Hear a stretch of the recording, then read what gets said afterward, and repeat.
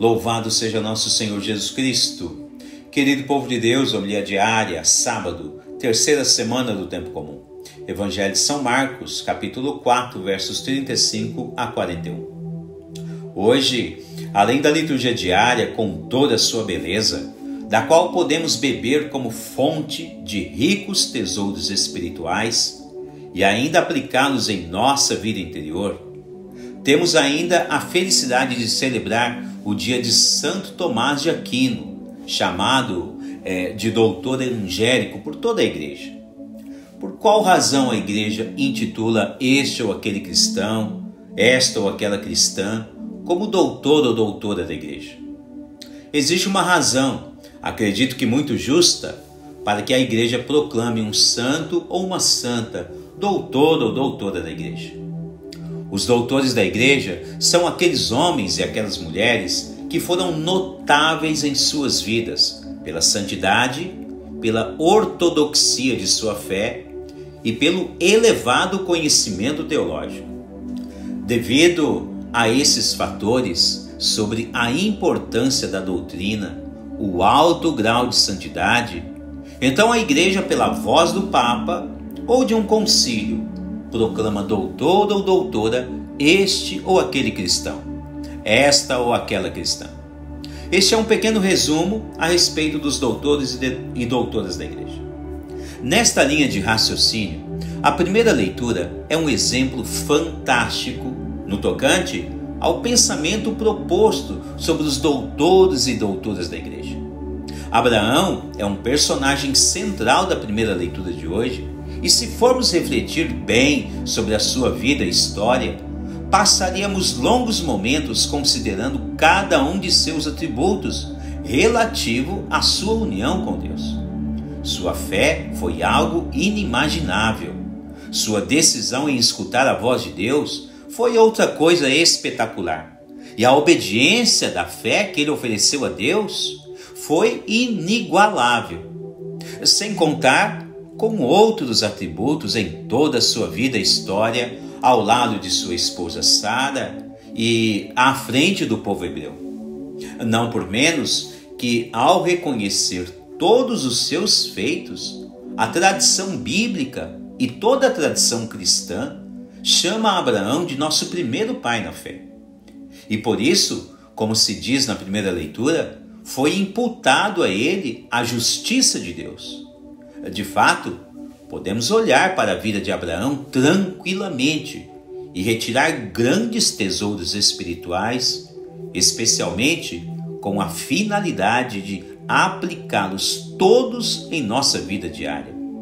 Sua fidelidade a Deus, sua obstinação para chegar à terra prometida, sua perseverança, sua paciência, sua fé, sua prudência, enfim. Se assim cada fiel o imitasse, poderia receber igualmente tantos bens espirituais que o desejasse em sua vida.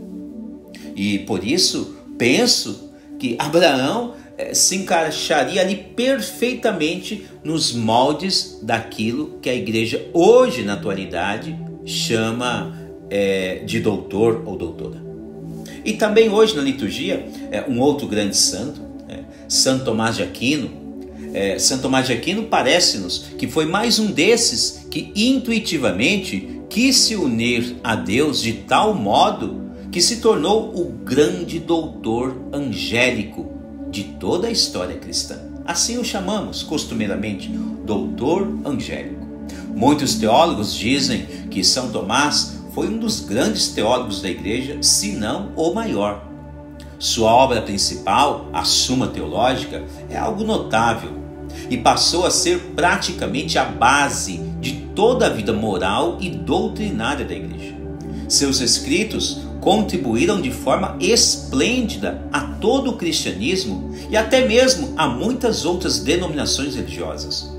Sem dizer que ele foi um homem extremamente fiel a Deus em todos os sentidos e em todos os aspectos de sua vida. Foi um homem que realmente buscou a santidade, não somente a intelectualidade. Sua sabedoria intelectual parece até ter vinda diretamente do céu até ele. Uma sabedoria que nós chamamos de infusa na alma. Mas deixemos bem claro, tudo isso que aconteceu na vida de Santo Tomás de Aquino, nos nossos tempos aqui próximos, século XIII, ou mesmo na vida de Abraão, como estamos refletindo na primeira leitura, tudo isso nos mostra que seja Abraão, ou principalmente mais próximo a nós, Santo Tomás de Aquino, ele buscou ter uma vida de santidade desde a sua juventude. Tudo que aconteceu na vida dele não foi mero acaso.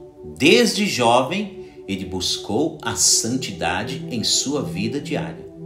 E entre tantas belezas que podemos citar na vida de Santo Tomás, uma delas foi a sua pertinácia em sua vida de castidade. É verdade.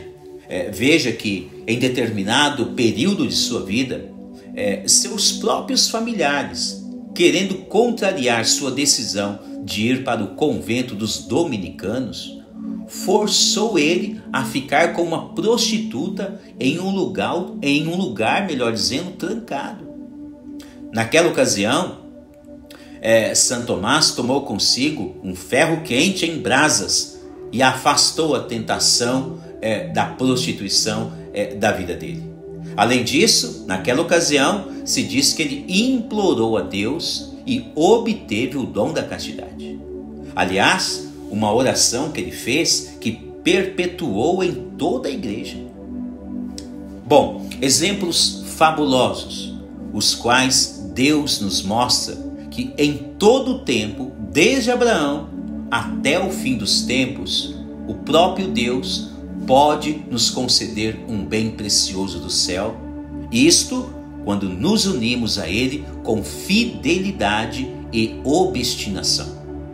Não devemos deixar Jesus dormir dentro de sua igreja, deixar Jesus dormir em nossas vidas ou em nossos lares, como nós vemos esta metáfora no Evangelho de hoje, onde Jesus dorme dentro da barca.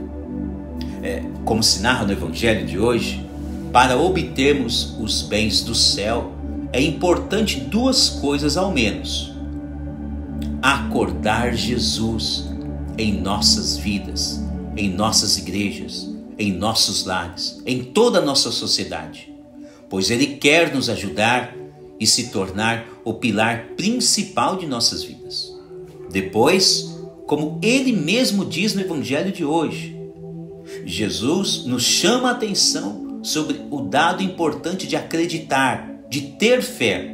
Então devemos acreditar e ter plena confiança, ter fé nas coisas sagradas, para que Deus possa sempre nos oferecer os seus auxílios oportunos do céu. Louvado seja nosso Senhor Jesus Cristo.